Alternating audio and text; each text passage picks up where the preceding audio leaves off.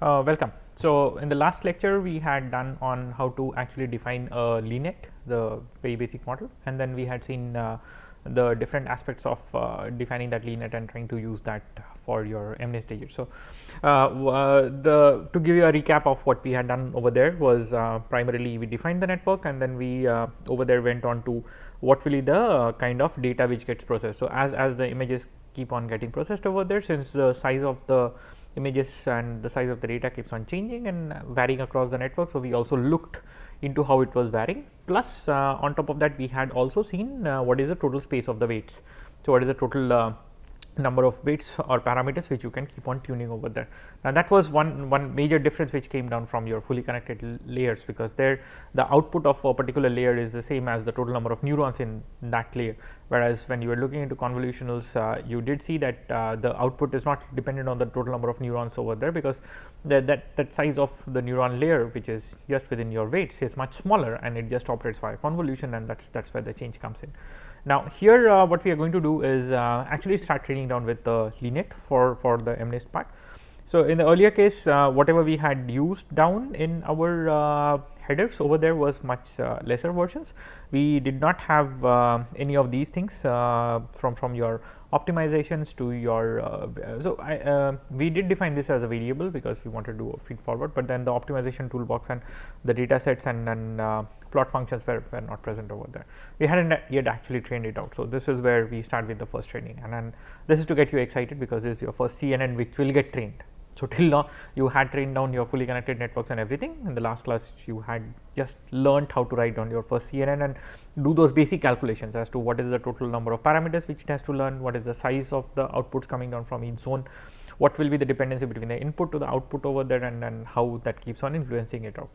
So, without much delay, let's get started with this one. So, the first part is just getting your environment variables and everything started down. The next part is to actually load your data, and we stick down to the same classical example of using an MNIST, and what we are doing over here is we load it on a batch size of 100, and as in the last lecture we had seen that your batch size quite does not influence your number of tunable parameters over there. The only relation your batch size has is to the size of the output which it keeps on produces, and the first index on any of this is your batch size, and that does not change by the way throughout as it keeps on going. So, that's how it works out. So, let's do our data loader part over here, which is pretty similar to what we had done in our fully connected network. So, you just have a train set and a train loader, and you also have a test set and a test loader for both of them. So, for MNIST it's 60,000 on the training and 10,000 on the testing, which is pretty standard and present now.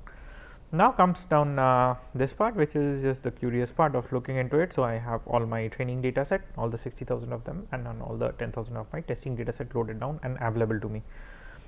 Now, we come down to defining our network. Now, there is nothing new as such on the LeNet. This is what we had done in the last lecture, and a significant half an hour just discussing on all of the attributes. So, here it's still says the same. The only difference which is brought down is in the forward function. In the earlier case you did see that we had put down a lot of print statements to print down the actual size of the output which is getting produced over there, whereas we are just done away with all of those print statement. It does not make sense to keep on within every epoch, as every single batch keeps on passing through it, that you print it out. It will not play any role in down other than just for your satisfaction of seeing down what is the size of outputs coming down over there. So, in the earlier case we had just done it for a debug purpose. You can consider this as more of a debug practice to really look down into what your pen and paper calculations lead to, and whether your network given down the similar kind of a data is actually producing a similar sized output. So, one is to always look into the size matching and the size mismatch which can possibly occur over there, and try to minimize as much as this is possible.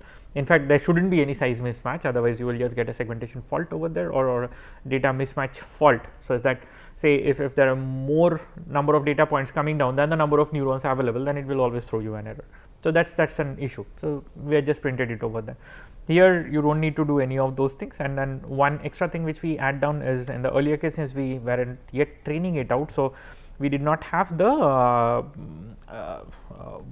this basic nonlinear transformation on the final output layer over there. So, the final output is what has 10 different classes present over there, and then there is supposed to be a nonlinearity over there. In the earlier case, we did not mention this nonlinearity because for the purpose of just data transformation through the network, you do not need it. So, here we go on to actually define this nonlinearity, and that is a log softmax nonlinearity which we use, and in the same way as a LeNet per definition. So, once this definition is done, so let us run it down. So, this is just to give you keep one thing clean to you, that if you are using that same module whatever is defined in the earlier lecture, then you need to add down this extra line over here, so that you have a functionally correct representation of the LeNet with this nonlinearity in the last layer, which was not mentioned in the last exercise which we had done over there. So, now let us go and print down the whole network. So, this is the network which comes down to me, and as we had seen, it looks pretty similar to what was there on the earlier case, though this extra nonlinearity of a log softmax has come down over here, but then that is no change in the data architecture in any way, and that does not make any change or introduction coming down over here as well. Okay. Now, as in with the earlier case of where we were trying to visualize down weights and see down what is the amount of change which comes down in the weight. So, we try to do a similar thing over here, and for that purpose we end up copying down all the weights in the first two convolution layers over there, and then just preserve it. So, one is you can copy down weights across the whole network and just keep it down, but instead of copying down all the weights and trying to visualize it, I am more of interested into just looking down what happens between these two convolution layers, and then what do they end up learning over there. So, this is just to initialize and copy down these two weights coming down over there. The next part is to check out on your CUDA, and then if your GPU is available. So, it just shows that your GPU is available, and then you have your accelerations coming down on a standard GPU based system.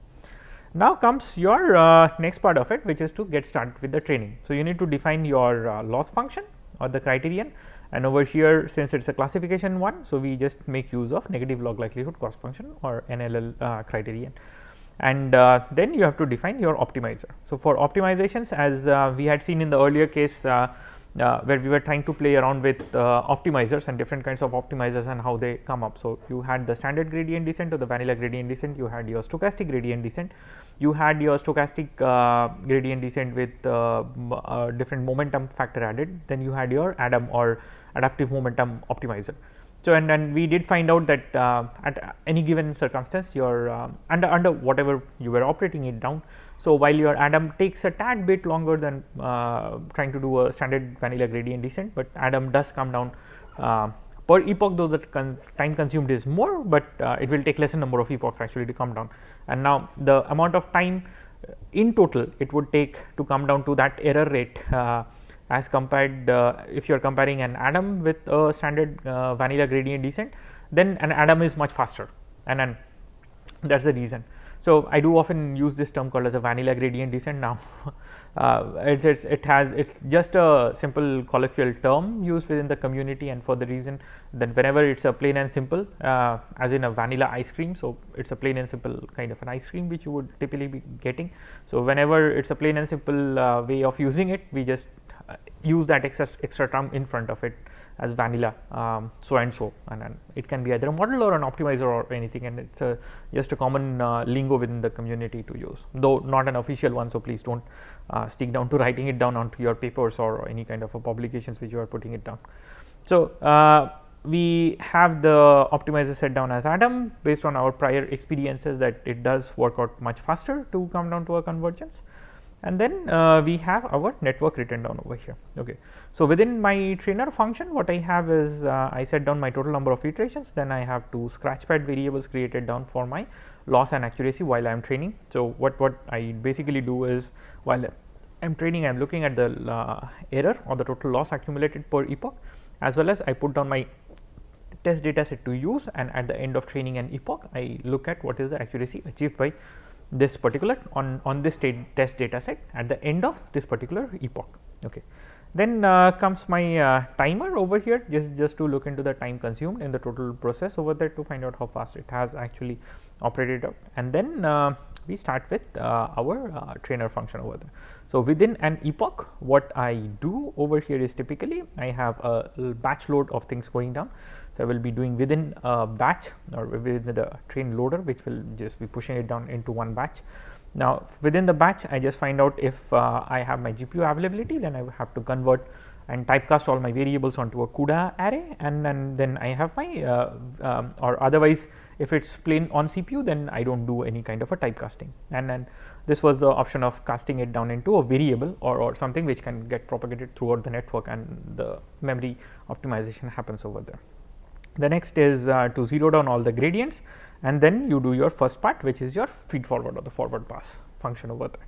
So we had done this forward pass function in the earlier lecture as well, where the whole objective was just to look into what is the size of how the inputs are varying. So as the data propagates across the network, then we just wanted to print and see it out.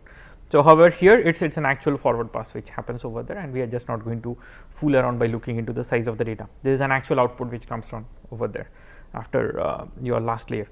Now from there we actually get into computing the loss function, and what is the total error which has been done at the end of this one by this network, which is trying to classify each image which comes down as to belonging to one of the 10 classes.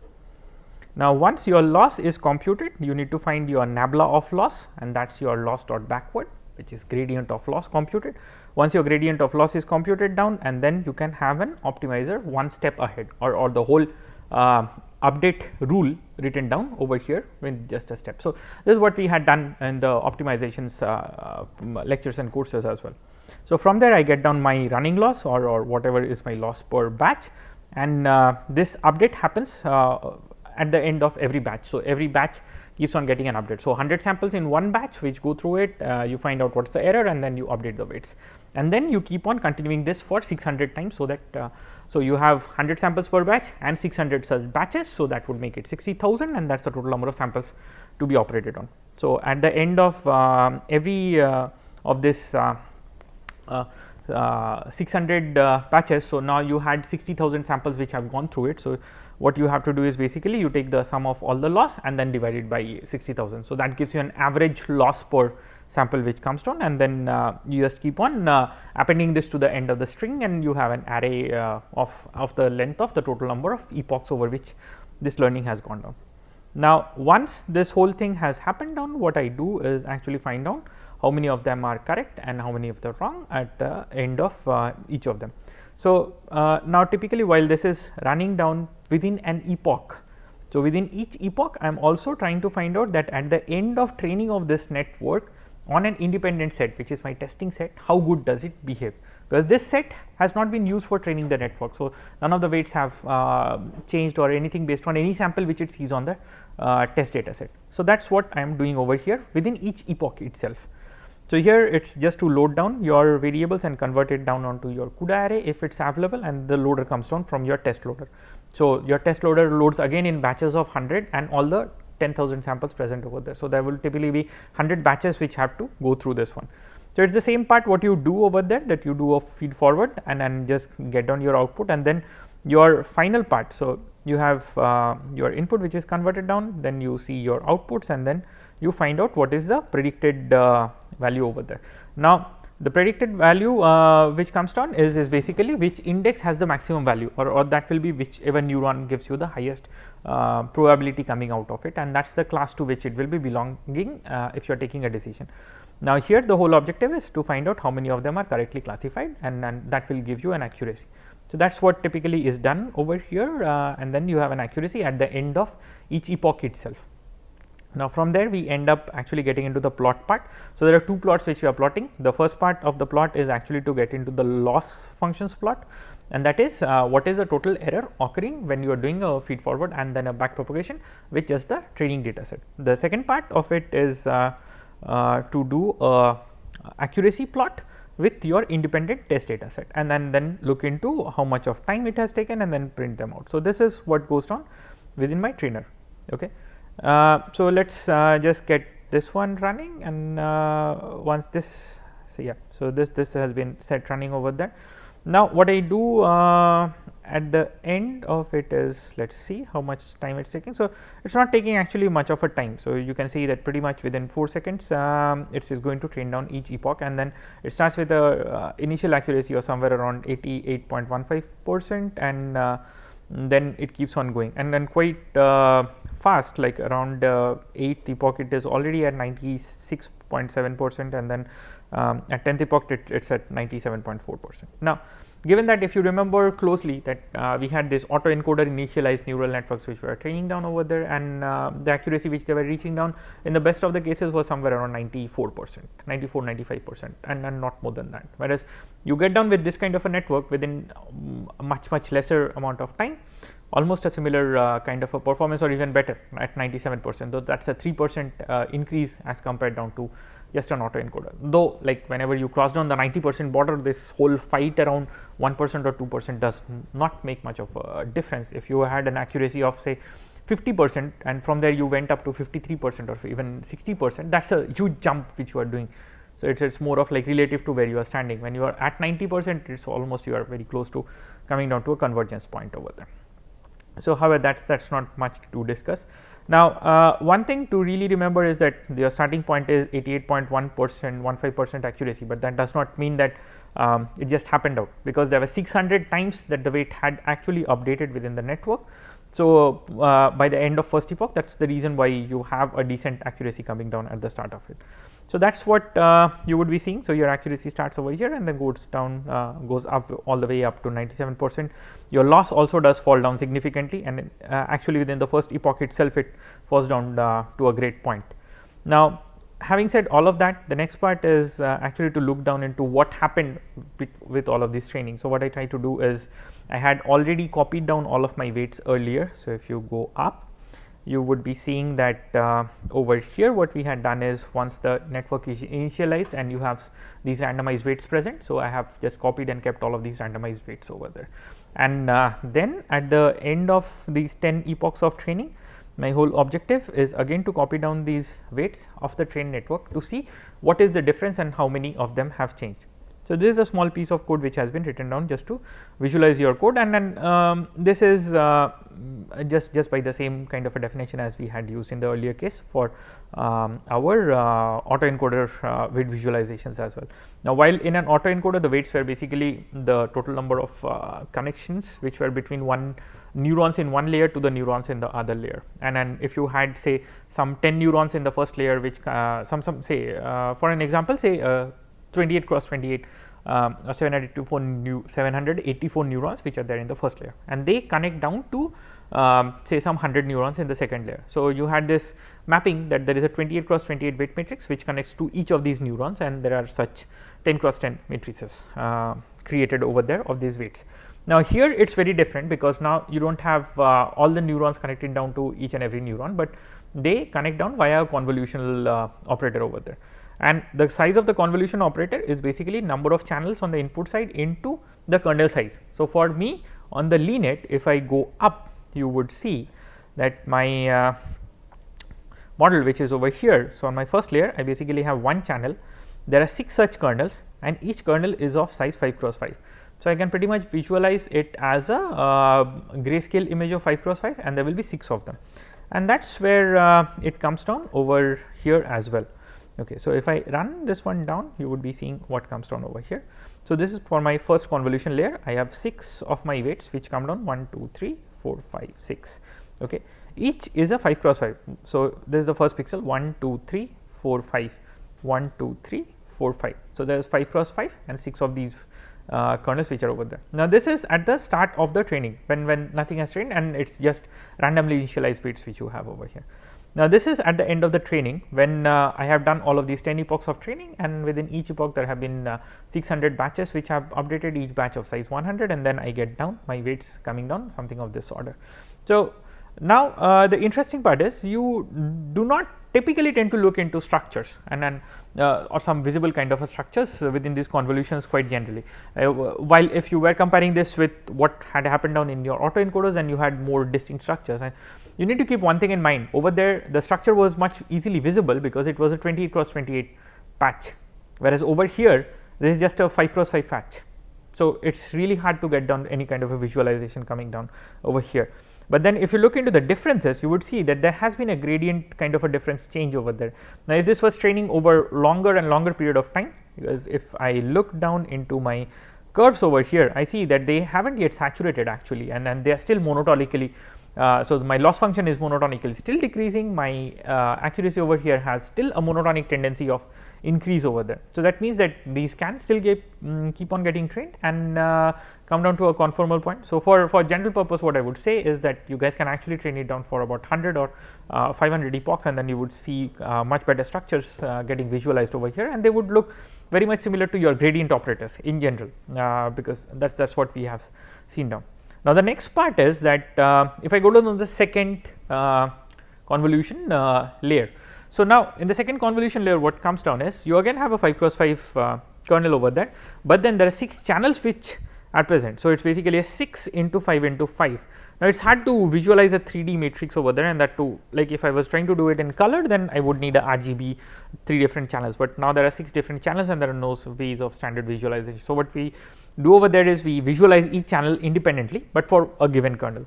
So what I do over here is that on the second convolution layer, I just pick up the first convolution kernel over there. Now the first convolution kernel or any of these random convolution kernels which have 6 channels, and each is 5x5 kernel over there. So that's what I see over here, and this is the randomized one initialized. Now at the end of the whole training process, this is what the weight assumes. Now you can still see some sort of directive structures coming down over here, though it makes it really hard, and these are the weights which come down. Now one thing in mind, we haven't yet put down any of our earlier concept of sparsities or denoising, anything over here, and still this is what it works. Now when if you try to really put all of these concepts of sparsity and denoising into these ones, this would actually end up learning better and better weights. So somewhere down the line, when we would be doing our other things which will leak down any of these convolution operations to trying to create something similar to an autoencoder called as a convolution autoencoder, we would actually bring you closer to doing all of those, where you would see whether convolution operations itself can also be defined, can also be used in order to define a autoencoder kind of a structure, and can be used unsupervised feature learning in order to initialize a network to come down to a much conformal representation. So till then, it's interesting to go on with these ones. So in the next lecture, I am going to move over from just mere grayscale images onto color images, and then we look into how these kind of kernels also perform over there. So just stay tuned and stay excited for the next lecture.